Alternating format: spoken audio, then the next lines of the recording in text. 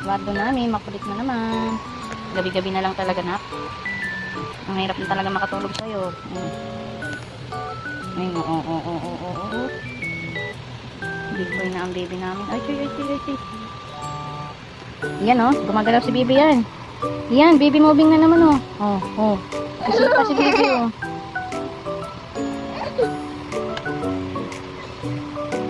Baby namin. Yan. Ang baby namin, napakalikot. Ayun yung kuya niya, may kaharutan ng daddy niya. Kaya ayaw ko niya sa'yo. Ayan, oh. Chak. Ala, sakit, aray. Umbo. Oh, Edward, so kulit. So kulit naman talaga niya.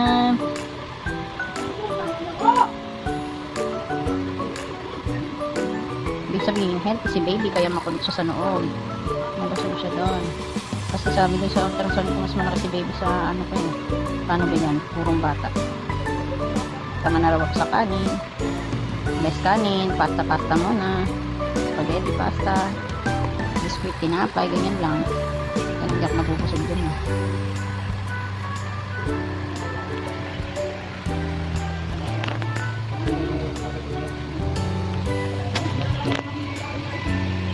Minsi si kuya mo yan Minsi ang kuya iyan namin doon sa dad mo.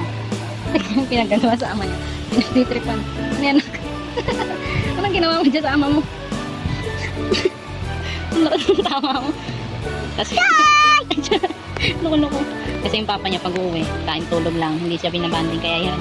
Pinagtitripan niya kahit tulog na. Ganun yan, nagsasunbaiting. Hindi, ang ginagawa sa'yo na iyan. Alis dyan na pag nabuisit na nangyayari ka. Ang lakas ng tama mo na. Nakarit na ba ako? Baka ganyan mo rin yung baby natin, wag Ba't yan?